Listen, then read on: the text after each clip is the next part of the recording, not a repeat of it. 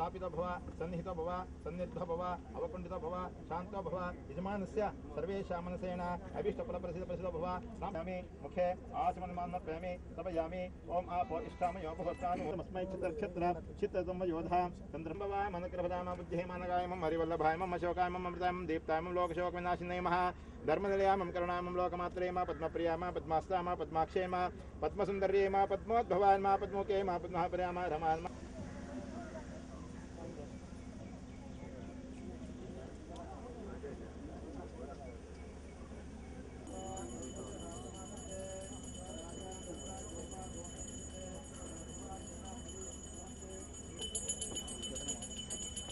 मित्राशान्तिहताभ्यो अस्मिन् मया प्रारंभित उद्यमेन समस्त विघ्न निवारण मित्रत्व भावता सिद्धिद्वारा विजयत्व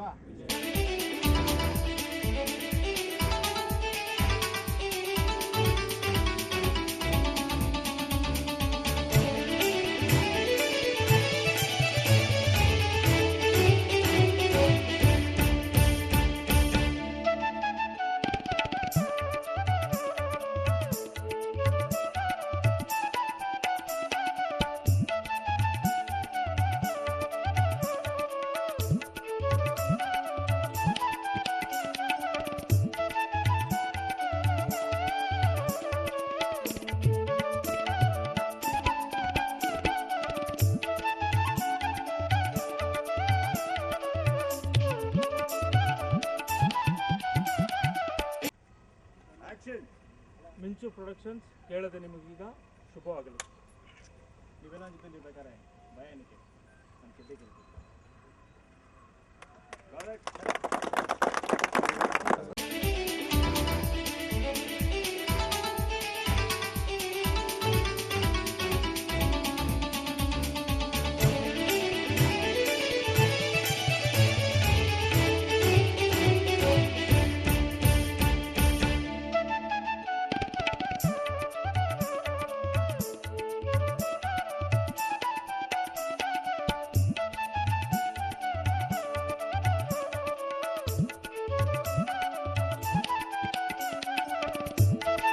ನಾನು ಕೇಳದೇ ಇವ್ರನ್ನ ಇಟ್ಕೊಂಡು ನಾನು ಮಾಡಿದ್ರೆ ನನಗೆ ಕಂಫರ್ಟಬಲ್ ಇರುತ್ತೆ. ಅಷ್ಟೇ ಅಲ್ಲದೆ ಇವ್ರ ಹತ್ರ ಮಾಡಿಸ್ಬೋದು ಅಂತ ಅನ್ನಿಸ್ದಾಗ ಅವರನ್ನು ನಾನು ಅಪ್ರೋಚ್ ಮಾಡಿದೆ, ಅವರು ಕೂಡ ಒಪ್ಕೊಂಡು.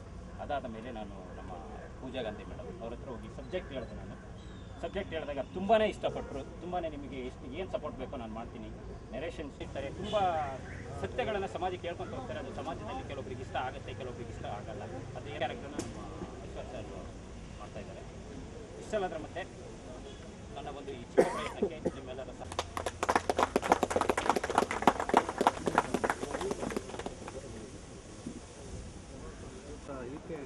ವೆಂಕಟ್ ಸರ್ ಇದು ನಿಮ್ಮದೇ ಕಥೆನ? ಹೌದು ಸರ್, ನಂದೇ ಕಥೆ. ನಡೆದಿರೋದಾ? ಇಲ್ಲ, ನೈಜ ಘಟನೆ ಅಂತ. ಮಾಮೂಲಿ ಬೇರೆ ಸಿನಿಮಾಗಳಲ್ಲೂ ಇಷ್ಟಿದೆ ಸೇಮ್ ಆ್ಯಂಗಲ್. ಹೌದು, ಒಂದು ಹುಡುಗ ಹುಡುಗಿ ಪ್ರೀತಿ, ತಾಯಿ ತಂದೆ ಪ್ರೀತಿ. ಅದು ನಾನು ಚಿತ್ರೀಕರಣ ಮುಗಿಸಿ ಆದಮೇಲೆ ನಿಮಗೆ ಗೊತ್ತಾಗುತ್ತೆ.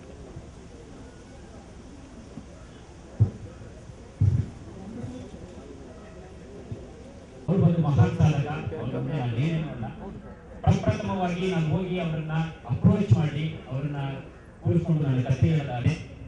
ಅದೇ ರೀತಿ ಸಾಹಿತ್ಯ ಬರೀಬೇಕು ಅಂತ ಹೇಳ್ಬಿಟ್ಟು ನಾನೇನು ಮಾಡಿದೆ, ನಮ್ಮ ಮನೋಜ್ ಸಾಧಕ ಕೇಳ್ಕೊಂಡೆ. ಅವರು ಕೂಡ 2 ಸಾಂಗನ್ನು ಬರ್ತಿದ್ದಾರೆ. ಅದಾದ ನಂತರ ಅದರಲ್ಲಿ ಛಾಯಾಗ್ರಾಹಕರಾಗಿದ್ದಾರೆ.